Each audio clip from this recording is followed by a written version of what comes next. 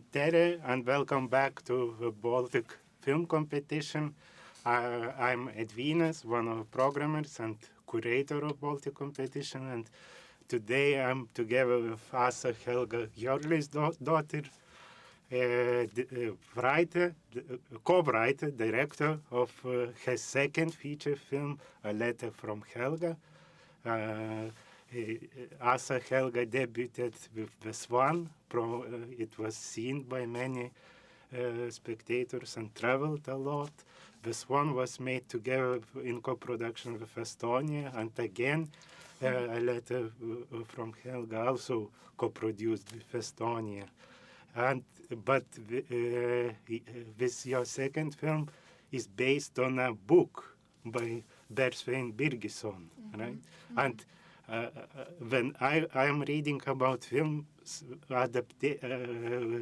which are adapted, I always hear that you need to throw some material and to make something different, and how you collaborated with an author of this film. Yeah, so I think I didn't have that problem of having to throw much away, because the book is just one letter. It's a novella. It's really short, and it's one letter from an old man to his lover who is dead, his past lover, and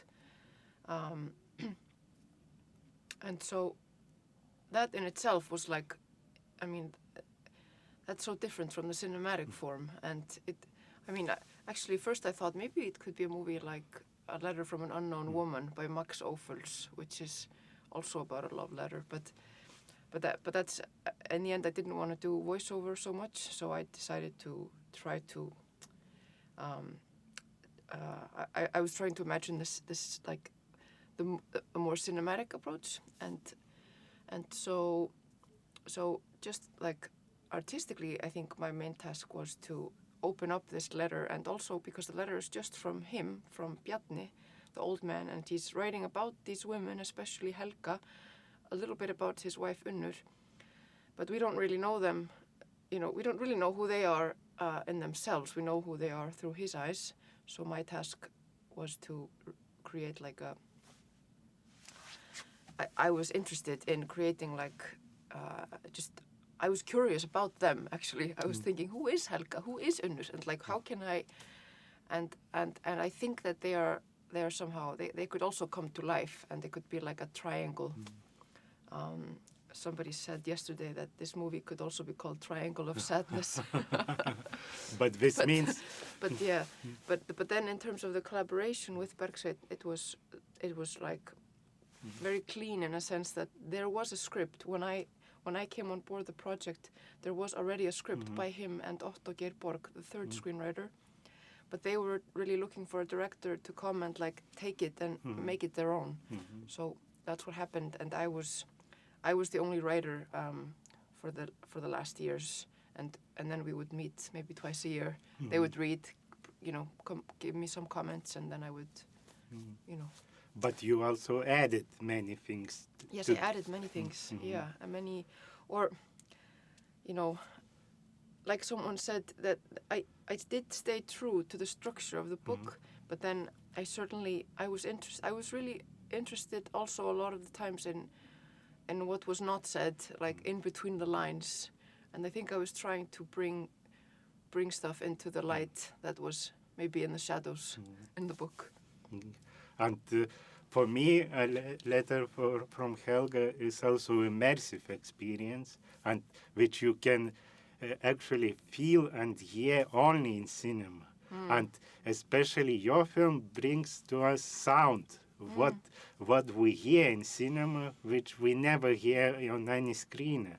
And your sound in the film, especially, I even called it as a sound of intimacy. Yes. And could you elaborate on your ideas, how you imagined the sound? Yeah, I'm like, first of all, I'm fascinated with sound in cinema and the possibility of sound, because I do think that it's so close to your subconscious. Like it's such a window into people's inner life.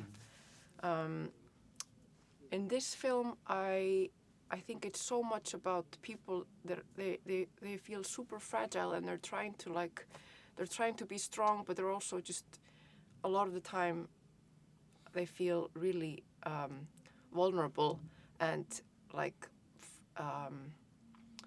and they're like putting their emotions out onto the table, being a bit afraid of it. And there's so much vulnerability in that. And so I was really often looking for, like, you know, can we hear the breathing here? Can we hear just like little sounds that, like you said, we don't really think about, I think, but sounds that show this, you know, sounds that show emotions. So very often you have, like, I think very often me and Thomas Klavo, the amazing sound designer of the film, who's from Finland, we were trying to pull out these kind of sounds of intimacy, sounds of human thing. Often it's about breathing and just about like hesitations before you speak something, before you say something. There's all these sounds that you make. They're just really tiny. And so that was one thing. And then the other aspect of it was to use the sounds of nature to portray like emotions, like the waves. We use them a lot in this film to, you know, for example, when Bjarni is like,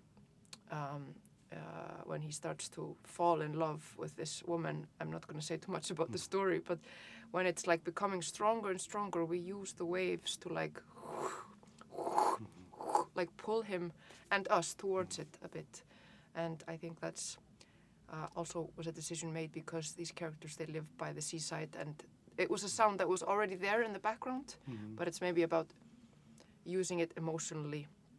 And I think that it's always great in a film where you sense that the sound is always following, you know, the character's inner life, and not just copy paste of like environmental realistic sounds. Yeah. And your film is also about acting. I will remember a film for daring performances, very brave, especially by Hera Hilmar, and she in several past years she's already playing outside Iceland, and now it's almost have one of the biggest comeback return home. Yeah. How you persuaded her for her role? Yeah, I actually was once in 2019. I was commissioned to do a short film as a part of this. It was called Interdependence, and it's like an 11 short film collection in collaboration with the United Nations, and it was all supposed to be 11 short films about the climate emergency, and 11 directors were asked to write about this in some way. So I wrote a story about a couple that's breaking up, and that was sort of the basic story. But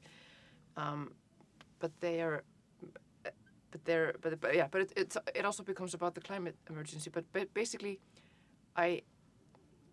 she was free for like 3 days, and I got her to do this. I convinced her to do this short film because we had been trying to work together for years, but it never worked out because of schedule. So finally, I was like, "Hey, Hera, what about this one? Are you free?" And so I asked her and Þorvaldur, who plays Bjarni, to act in this movie, also sort of to test our working relationship. And then after we made the short, we all just felt like. You bonded. Yes, we bonded, and I already had worked with Þorvaldur, but after the short, I knew that we could definitely work together. And the Estonian co-production, of course, brings many artists, but mostly visible are costumes. Yes. Like Eugene Thunberg. I was superbly impressed by his work and his art, and how you collaborated together with Eugene and Eugen. Yes. And he was together with you in Iceland. He was, all and the he time. came. It was actually, we made this film during COVID, but he was coming to Iceland to look at old photographs, and like he was doing so much research because, of course, he had never made a film in Iceland. as a costume designer. And I think what I loved most about working with him is that he does thorough research, and he's really, you know, and he's made so many period films and beautiful period films all over Scandinavia.